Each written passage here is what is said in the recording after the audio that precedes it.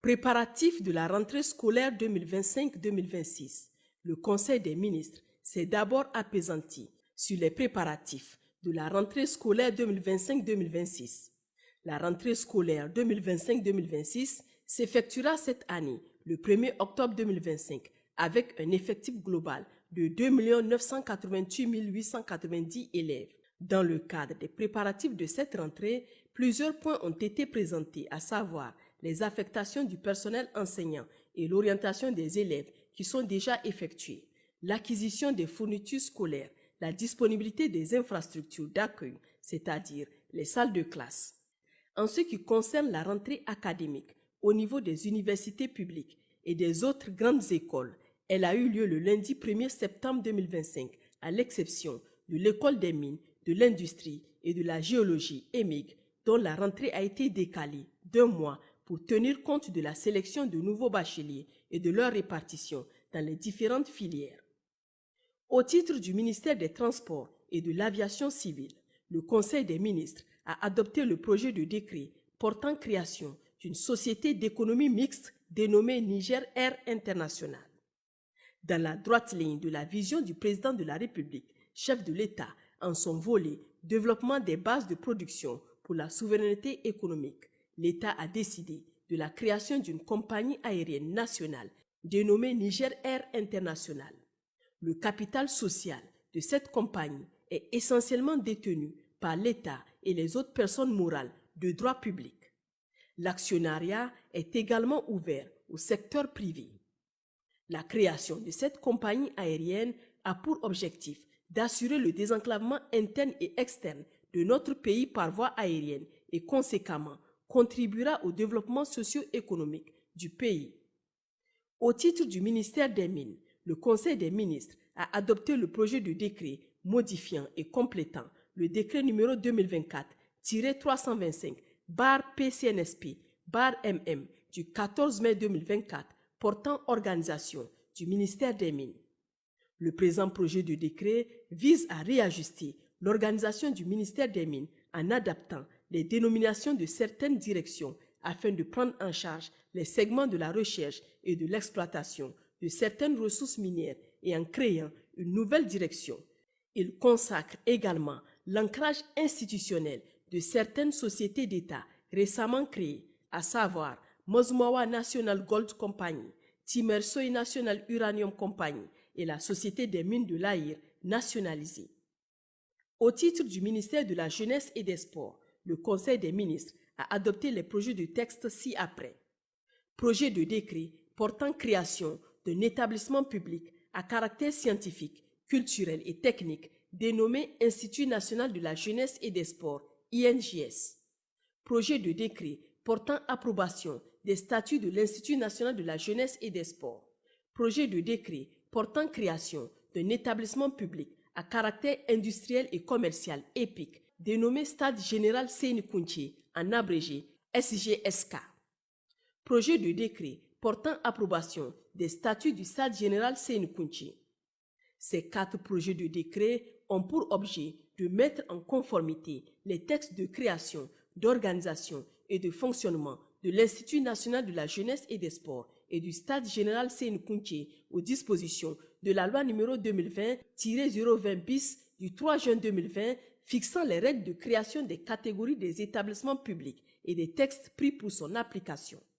L'adoption de ces 4 projets de décret permettra ainsi à l'Institut national de la jeunesse et des sports et au Stade Général Seyni-Kountché de disposer chacun d'un cadre juridique conforme leur permettant de mieux accomplir leur mission.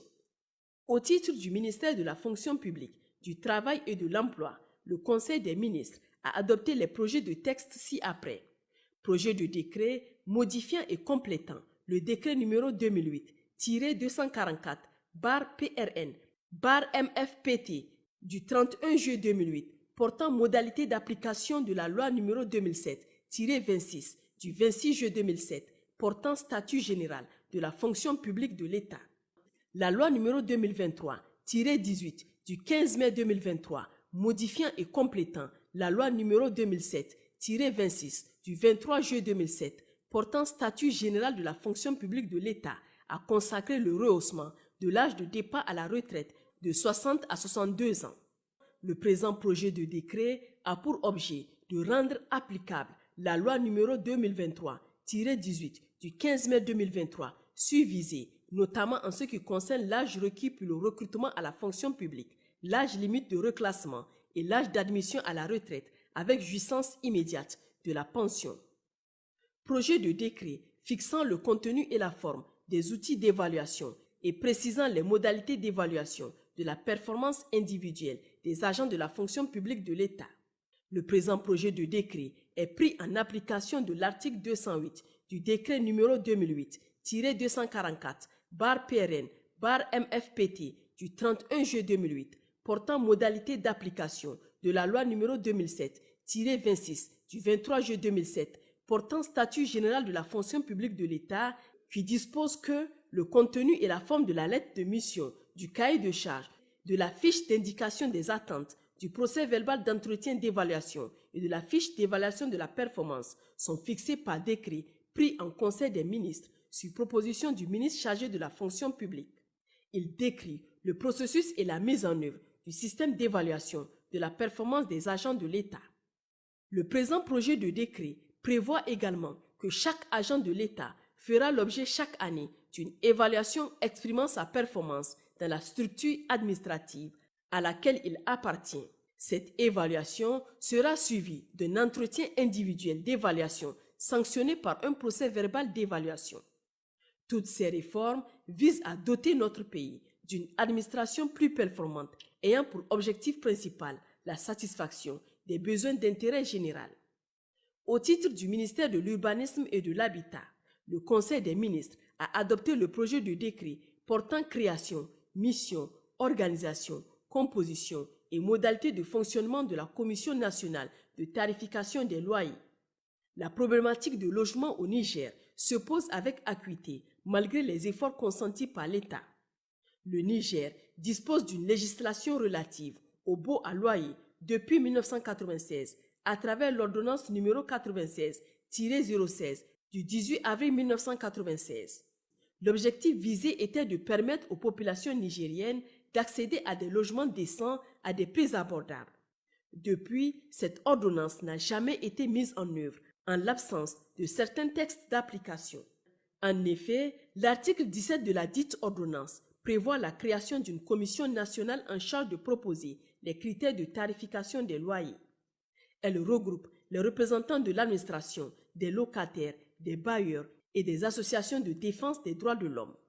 Le présent projet de décret, pris en application des dispositions de l'article 17 sur-visé, a pour objet de mettre en place la Commission nationale de tarification des loyers. Communication.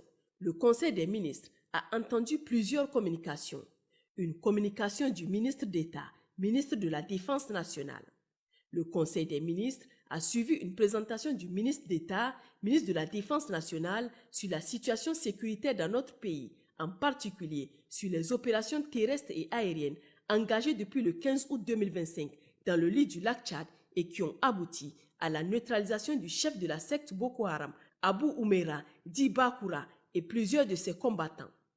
Le Conseil des ministres s'est félicité de cette victoire éclatante sur le terrorisme et ses sponsors grâce au concours précieux de nos forces de défense et de sécurité et des services de renseignement nigériens.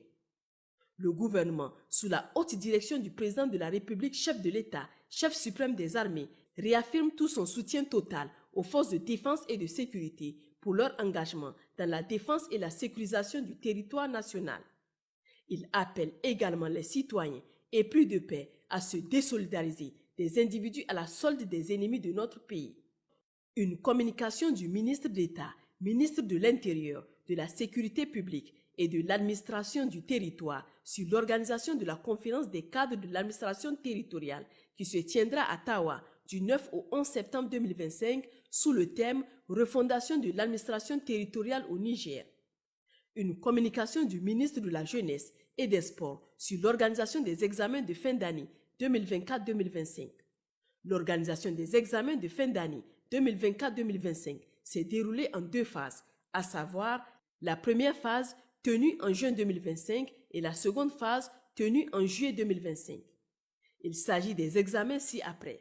certificat d'aptitude professionnelle au métier des arts et de la culture, certificat d'aptitude professionnelle au métier de la jeunesse et des sports et examen unique pour les établissements du niveau moyen dans les spécialités éducation physique et sportive, jeunesse, animation et action culturelle et économie familiale. Ces examens qui se sont déroulés dans de bonnes conditions ont enregistré des taux de réussite exceptionnels allant de 83 à 100% pour les deux premiers et de 60 à 92% pour le troisième. Communication relative au marché public. 2 communications du ministre de l'Environnement, de l'Hydraulique et de l'Assainissement portant sur 2 marchés publics relatifs aux travaux de réalisation de la mini-adduction d'eau potable multivillage d'Irguine dans la commune d'Akouboulou, département d'Abalak, région de Tawa, aux travaux de réalisation de la mini-adduction d'eau potable multivillage de Matalabo dans la commune de Kao, département de Tintabaraden, région de Tawa. 3 communications du ministre de l'Agriculture et de l'Élevage portant sur 3 marchés publics relatifs au marché de construction de la Direction générale des services vétérinaires, aux travaux de réhabilitation-extension de la Direction générale du développement pastoral et de la production des industries animales, à l'acquisition des vaccins et diluants PPR et PPCB, 2 800 000 doses de vaccins et diluants PPCB et 9 millions de doses de vaccins et diluants PPR. Une communication du ministre délégué auprès du Premier ministre, ministre de l'économie et des finances, chargé du budget, relative à un marché public d'acquisition de 50 000 tablettes et accessoires pour les besoins des opérations du 5e recensement général de la population et de l'habitat. Toutes ces communications relatives au marché public sont faites à titre d'information, conformément aux dispositions de l'arrêté numéro 018/PM/ARCOP du 18 janvier 2023, fixant les seuils dans le cadre de la passation des marchés publics, qui dispose en son article 13, alinéa 1er que tout achat public dont le montant est égal ou supérieur à 300 millions de francs CFA hors taxe sur la valeur ajoutée doit faire l'objet d'une communication préalable en Conseil des ministres de la part du ministre en charge du secteur concerné. L'ordre du jour étant épuisé, le président de la République, chef de l'État, a levé la séance.